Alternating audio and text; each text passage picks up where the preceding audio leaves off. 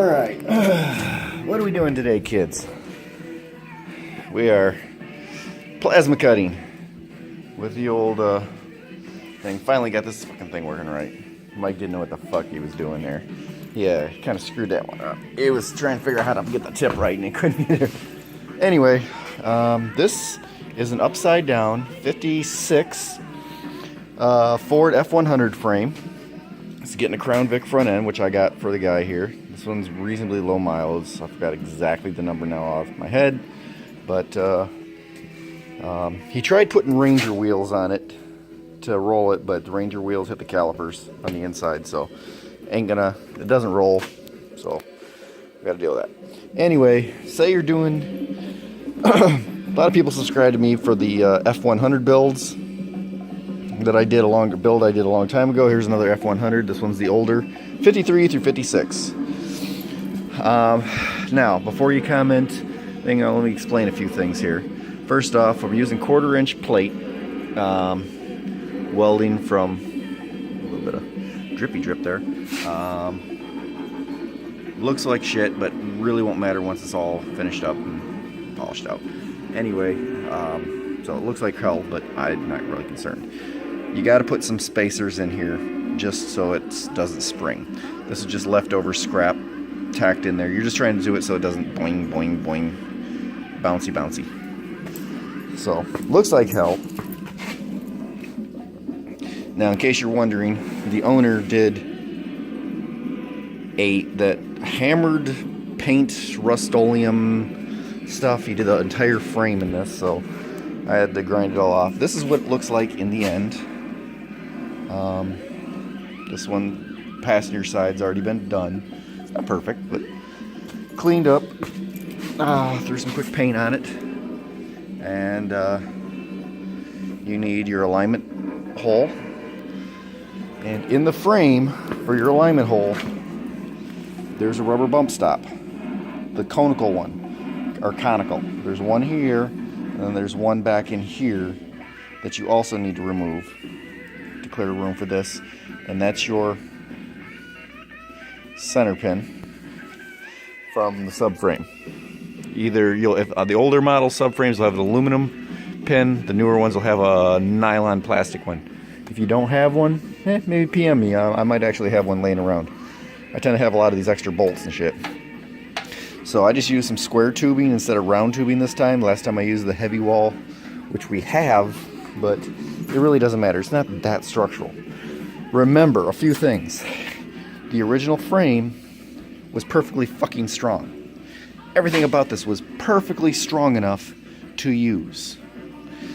So once you've added in this plate alone, you've already increased the strength and of the thing. Once you add in the subframe, you've added in further strength. Once you add in a few little spacers in here, it's adding in strength. Once you actually stitch weld this thing the entire length and box in this frame, this thing is probably got to be 3 or 4 times minimum stronger than it ever was from the factory.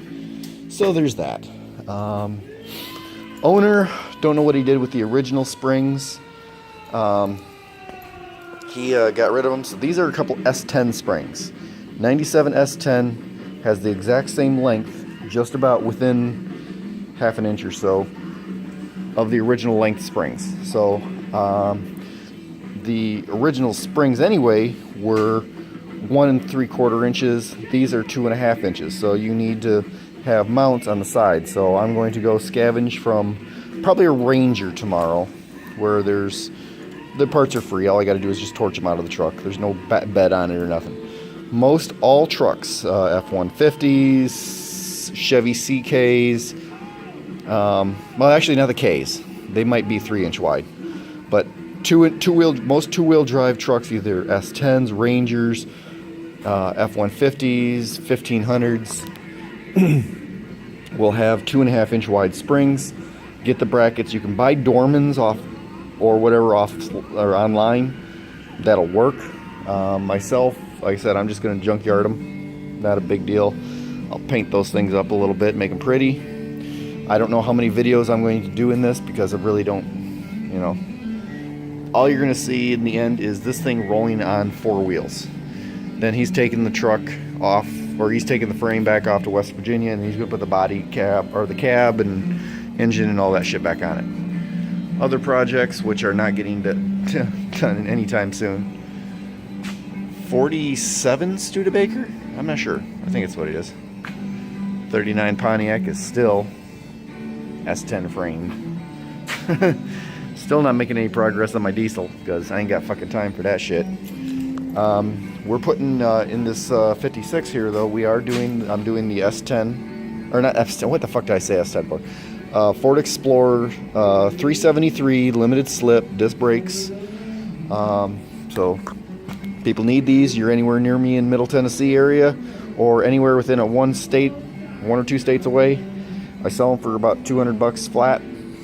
Either a 373 or a 410 usually. Parts for this, and this is slowly, Mike's slowly, he's putting it together, then he's got to take it apart, put it back together. It's just taking forever. So at the old, we'll say the shit and gets hot rod garage, as he calls it.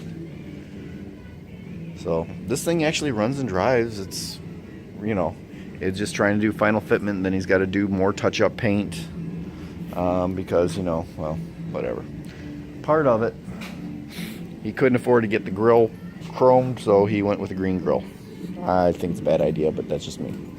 So that's what we're doing here at the old shit and grits hot rod shop.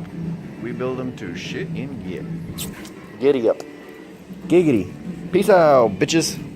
I got welding to do, or torching.